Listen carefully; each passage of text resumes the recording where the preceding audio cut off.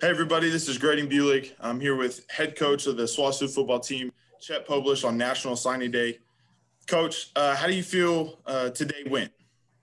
Great. With the pandemic and everything, recruiting changed quite a bit. So we felt like, we were really ahead of the ball. Weren't any surprises today. My staff did an outstanding job, not only identifying student athletes that would fit in here, but making sure they took care of their business. The first sign of your recruiting class is how they follow directions with getting in their paperwork. And I was very pleased with how that went today. So you alluded to COVID and how that has changed recruiting in the last year. Kind of break that down for us, how you and your staff really handled it and adapted and changed the way you recruit because of the COVID regulations and stipulations. Well, when they shut spring ball down, we immediately got together and as we always do, and as I always do, we took what potentially could have been a negative and said, what can we gain from this? What positives can come out of this? And one thing we really felt that would an opportunity was with recruiting. We were able to identify a large majority of our recruiting class in March and April. Probably 95% of the guys that we signed, we had offered by June. So we've had long relationships with these kids. And again, it's going to change the way we recruit moving forward. The other good thing is we were limited with visits. Small groups where usually on a weekend you have 25 kids in a day. We limited us to 5, and that was even rare. We tried to not even go to 5. We were usually around 4. So we really got to get to know the people and the young men and their parents when they got here more intimately. And so I think that was definitely a benefit for us because, as you know, Graydon, we sell ourselves. We don't sell them shiny things. We sell them the relationships that we're going to have and the relationships, how we're going to take care of them and how they're going to get a degree. And I felt we were able to do that more personally this year than in previous years. So, Coach, kind of break down the positions. I have here you signed 8 receivers, you signed 8 O-linemen, and then the next 2 were defensive linemen and outside linebackers, both at 4. How were you guys really able to focus in on those positions, and what really led you to that? Again, we were able to be pretty specific with the, we're going to have limited numbers. We have a small senior class. Everybody got another year of eligibility. So we had to make sure that we were very specific with our needs. We had some attrition at the offensive line position, so we had to pick up some numbers there. Our wide receiver group is our most senior laden group on the team. We'll lose a few starters there, so I wanted to make sure we got some depth and some young kids in there to develop.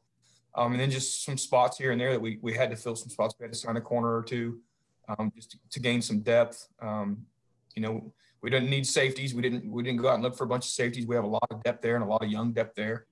So we were really specific.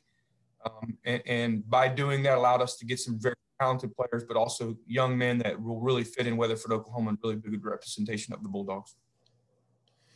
And then now going by kind of the state breakdown of it all, you have 19 from Oklahoma, you have 18 from Texas, and then 1 from each of the next 3 states, California, Colorado, and Kansas. I know here at Southwestern, it's a huge deal to really be able to grab kids, to sign players, from Oklahoma. How important is that for you and your staff to really establish yourself as a major recruiter of Oklahoma? It's extremely important. And even the Texas kids, what we do is we draw a circle 250 miles around Weatherford, and we recruit within that circle. And that includes Dallas, Texas Panhandle, and all of Oklahoma. So, we want kids to come here and feel like they fit in. They can fit in Western Oklahoma. We also think it's important for their parents to be able to come see them and come see them play and come visit the institution. So, again, it allows us to not only evaluate them, but to actually go see them. Any further than that, we feel it's unnecessary. There's enough talent in that area. And then those 2, we have a lot of ties in Kansas. You probably know. I went to college in Kansas. Coach McClellan and Coach Hennis are in Kansas. So we'll continue to recruit Kansas because we have ties there, but not heavily. We just signed 1 kid from Kansas. And that's pretty much how we do it. So, yeah, Oklahoma is extremely important. And it's important because those are the people that come watch our games, right? Their mom and dad and aunt and uncle, and that's how we want it to be. Now, Coach, kind of moving toward the mid-year guys. There were 4 on the list that I have here that signed early and have showed up to campus already. What kind of did you lead them to that decision? Did they make that decision on their own? How did that work? And how are they doing so far with this semester? Great. All of them should be, major contributors, and that's why you bring in mid-year kids. You bring them in because they can come in and play. Again, without losing eligibility and scholarships, we weren't able to bring in much, so we took the scholarship money we had available and tried to sign a few kids to gain some depth in order to, go through the spring.